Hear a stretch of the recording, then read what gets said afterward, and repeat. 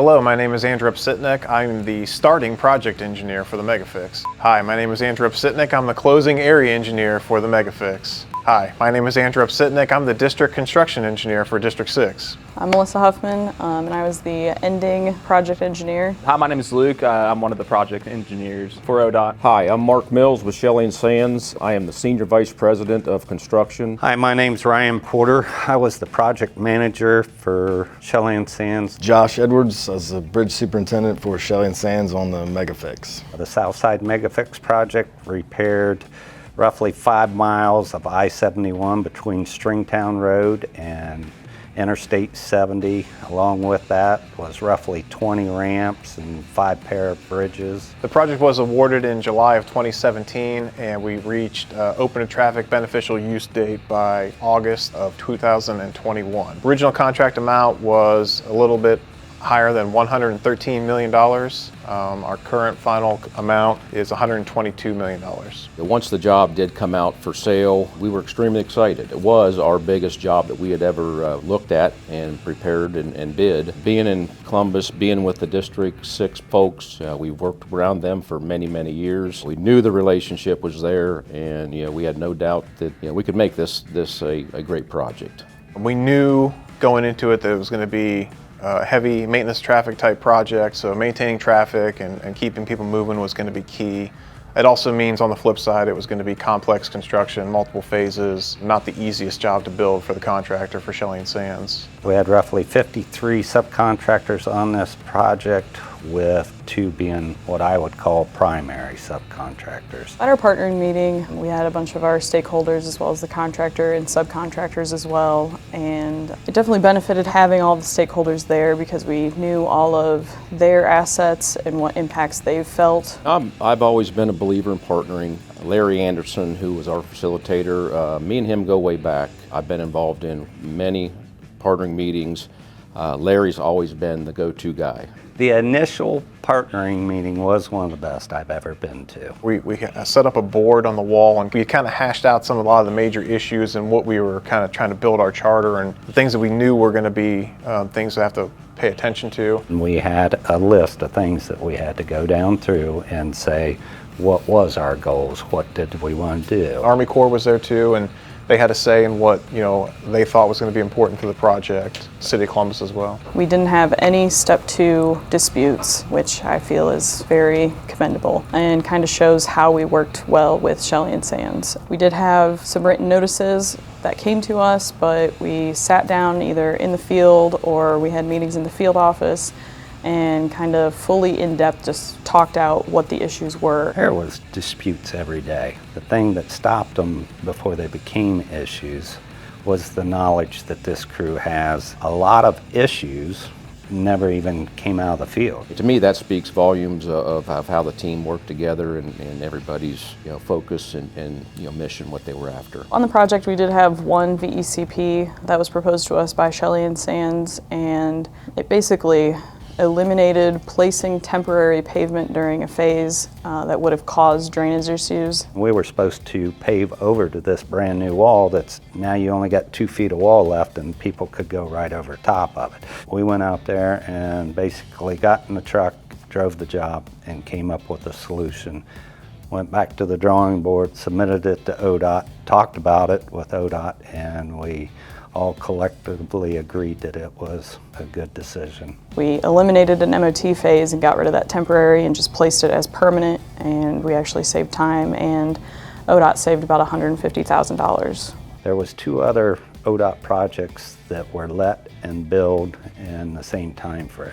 A portion of Frank Road and the relocation of 104 was let, which was right on top, and nobody else, to my knowledge, even bid it because they knew that we were right in that area. And they didn't want to deal with the headaches. So it ended up that we got the job. It allowed us to combine both jobs together and complete 535 in a very short time period. The second job was Stringtown, relocation of the ramps, the widening, the collector distributor. That job was not as big of a savings to ODOT or benefit to them, But there again, when the same players are involved and you're already established, same team built everything. At the very beginning of the project, we had 2 structures that we were raising for the clearance requirements underneath, and that was at Green Lawn and Frank Road. In order to raise those structures, we, per the plan, we're supposed to relocate the overhead City of Columbus Department of Power distribution lines. Shelly and Sands came to us very early on and said the large steel poles that we needed to relocate those lines were going to make a significant delay because of the fabrication of those poles were too far out. We came up with a plan to de-energize them and keep them down when we needed them down, and then they could put them back up when they needed them back up. Got together with Shelly and Sands, their subcontractor, Complete General, proposed going underground. So we took that to the City of Columbus Department of Power and worked with our designer as well. And we came up with a solution to be able to go underground. We saved time on the project and avoided a delay. I mean, it was an issue, but it didn't turn into something as big as it could have been, I think, because the way everything was handled. The Scioto River is susceptible to flooding events, so much so that Franklinton in the past did get flooded over. And as a result, the Army Corps and the city established a flood protection system. This flood system protects Franklinton from floods on any high-level floods. With that said, there were portions of this project that ODOT actually did not denote to the Army Corps in the beginning as being impacted. And when they were, rightfully so, the Army Corps was extremely worried, and we had to go through a lot of problem solving. That flood wall was a nightmare from the beginning. It was in a tight space. There was power lines above your head. Everything that we did, something was fighting us, behind us, above us, in front of us, next to us. Nothing was easy about it. We all worked together to come up with a plan, presented it to the Army Corps. That plan got accepted, and then we implemented the plan.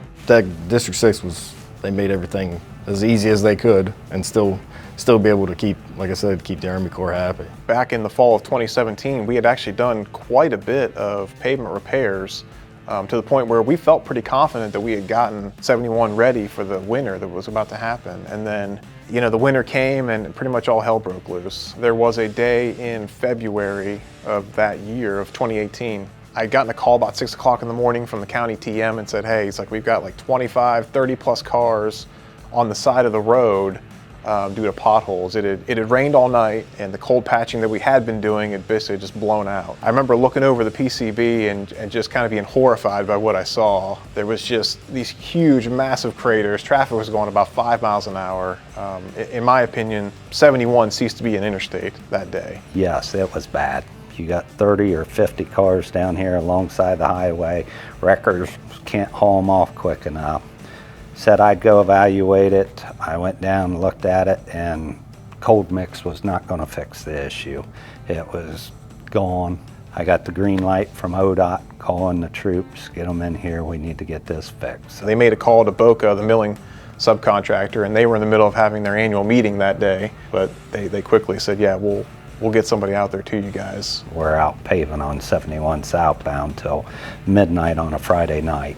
And yes, the road had been closed down to one lane since 8 a.m. that morning. Every time I would go into the county garage I'm an extra snowplow driver, every time I go in there, they'd say, oh, hey, Pothole, you're back. And because even some of our ODOT guys were having to help us fill some of these potholes. It's a pretty bad situation. It showed us at least how we partnered together and got it taken care of. For those that don't really agree with partnering, I would say that they're missing the boat. It's an opportunity for the owner and the contractor to get together, set the goals that they're after, develop a structure for the project. Partnering is definitely something that should be on your mind all the time on the project. Constant communication, I know it's said all the time, but it truly does help make the project flow a lot smoother. The biggest thing that I learned on this, honestly, would be the level of importance of communication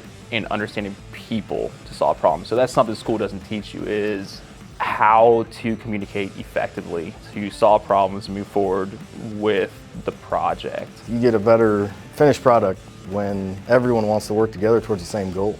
Life is like that. If everybody's working towards the same thing, it makes everything easier. If everybody can respect everybody, and partnering is definitely the way to go. It makes everything easier.